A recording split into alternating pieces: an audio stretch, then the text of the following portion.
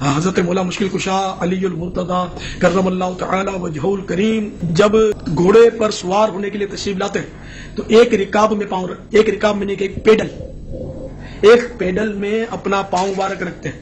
تو ایک پیڈل پر پاؤں رکھا اور دوسرے پیڈل پر جب پاؤں رکھتے تھے تو اسی قلیل ترین سیکنڈوں میں پورا قرآن پاک پڑھ لیتے تھے. یہ مولا مشکل جی کرامت ہے آپ کی، شیر خدا جی یا علی، سبحان اللہ. ہاں ان کی کرامت ہے. مولا علی علیہ السلام کے بارے میں کہا جاتا ہے کہ وہ گھوڑے کی ایک رکاب میں پاؤں رکھتے تو قرآن شروع کرتے، دوسری رکاب تک پاؤں لے کر جاتے، قرآن کی تلاوت مکمل کر لیتے ہوں گے. 3 دفعہ سورہ اخلاص پڑھتے ہوں گے. باقی تو یہ پاسبلٹی نہیں ہے اس طریقے سے، نہ نبی علیہ السلام نے اس چیز کی اجازت دی ہے، نہ آپ نے کوئی ایسا معجزہ کر کے دکھایا ہے. ایسی تو کوئی بات نہیں ہے. اس کے الٹ بخاری مسلم میں ملتا ہے کہ تم میں سے کسی کی استطاعت ہے کہ وہ ایک رات میں تہائی قرآن پڑھ دے. صحابہ نے کہا کہ کون اس کی استطاعت رکھے گا؟ تو آپ نے فرمایا سورہ اخلاص پڑھ لو، یہ تہائی قرآن کے برابر ہے. تو وہاں تو کسی صحابی نے نہیں کہا کہ امام حنیفہ نے ایک ٹانگ پہ 15 سپارے پڑھنے ہیں بعد میں خانہ کعبہ میں کھڑے ہو کے، اور دوسری ٹانگ پہ 15 سپارے پڑھنے.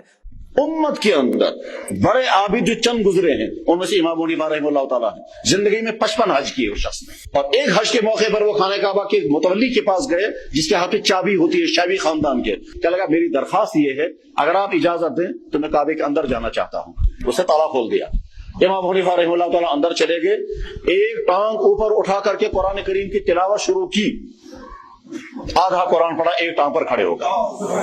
اس کے بعد پھر دوسری رکوع کیا، پھر دوسری ٹانگ نیچے رکھی، پھر ایک ٹانگ اوپر اٹھا کر کے پھر آدھا قرآن کریم پڑھا اور سلام پھیرنے کے بعد کہا یا اللہ اور کچھ نہیں چاہتا ہوں، صرف مجھے معاف کر دیجیے. فرماتے ہیں 15 سال میں نے اس طرح گزارے، عشاء کی نماز کے بعد اپنے حجرے میں جاتا، کھونٹی ایک گاڑی ہوئی تھی دیوار میں، کچھ بھی سمجھ لیں ہک لگایا ہوا، اس کو پکڑ لیتا اور ایک ٹانگ اٹھا لیتا، بسم اللہ الرحمن الرحیم سورہ فاتحہ سے قرآن پڑھنا شروع کرتا، اور اٹھائی ہوئی ٹانگ زمین پر اس وقت رکھتا تھا جب پورا قرآن ختم کر لیتا تھا. اچھا مجھے نہیں سمجھ آتی یہ ایک ٹانگ اور دوسری ٹانگ کا ذکر کیوں کرتے ہیں؟ مطلب کوئی ان کو کوئی کرتب باز، کوئی جگلر بنانے کی کوشش کرتے ہیں. نبی علیہ السلام نے کبھی ایک ٹانگ کے اوپر ایک نماز اور دوسری ٹانگ پہ دوسری نماز پڑھی ہے؟ اچھا لوگ کس طرح فخر سے اسے بیان کر رہے ہوتے ہیں. 15 سپارے ایک لاتوتے اور 15 اکتے پڑھے. یار بھائی 2 لتاں استعمال کرو، کسی نے منع کیتا ہے؟ لیکن میں آپ کو بتاؤں کہ ایسی باتوں کرامت بولتے ہیں. اس میں زیادہ تھکنے کے چانس ہیں. آپ ایک ٹانگ کے اوپر اگر 15 سپارے پڑھیں، بلکہ جو بیان کر رہے ہیں نا انہیں کہ آپ سے ہم سپارے نہیں ڈیمانڈ کرتے، یہ ایک سپارہ پڑھنے میں آدھا گھنٹہ لگتا ہے، تو 15 پارے آلموسٹ 7.5 گھنٹے بنے. 7 گھنٹے تو تے پہلے ایک لاتے کھلو کے 10 نہ منو یار نہ کر، خالی نہیں کھڑا ہوا جاتا. اور یہ کون سی سنت ہے؟ یہ ضرور سنت ہے کہ نبی علیہ السلام اگر قیام کے دوران تھک جاتے تو ایک ٹانگ پہ تھوڑا وزن ڈال دیتے، یہ نہیں کہ دوسری ٹانگ اٹھا لیتے تھے. نماز کا ایک پروٹوکول ہے، آپ نے اللہ کے سامنے اس طریقے سے کھڑا ہونا ہے کہ اس کا پروٹوکول ہو. یہ کون سا تماشا کہ لات چکی ہے؟ کچھ حیا کر، ایک لات اٹھا کے ایک لات چک کے تو بندہ کھڑا بھی نہیں ہو سکتا. یقین کریں بندہ تھک جاتا ہے. یہ ہو سکتا ہے کہ دوسرے آدمی کو رسی یوں پکڑی ہوئی ہو، خالی ایک ٹانگ پہ کون کھڑا ہو سکتا ہے یار؟ لیکن میں آپ کو بتاؤں کہ ایسی باتوں کرامت بولتے ہیں. ہاں جس کی 4 ٹانگیں ہیں نا وہ کھڑا ہو سکتا ہے 3 ٹانگوں پہ، 2 ٹانگوں والا تو ایک ٹانگ پہ نہیں کھڑا ہو سکتا. سیدھی سی بات ہے یار. بخاری مسلم دونوں میں حدیث ہے، نبی علیہ السلام ایک دفعہ گھر میں داخل ہوئے تو آپ نے ایک رسی لٹکی ہوئی دیکھی. آپ نے فرمایا یہ رسی کس نے لٹکائی ہوئی ہے؟ تو بتایا گیا آپ کی بیٹی جو زینب ہے نا وہ عبادت کرتی ہیں اور اپنا جوڑا جو ہے نا اس سے باندھ لیتی ہیں نماز پڑھنے کے دوران، تاکہ جب نیند آئے اور جھٹکا لگے اور آنکھ کھل جائے. آپ نے فرمایا کھولو رسی.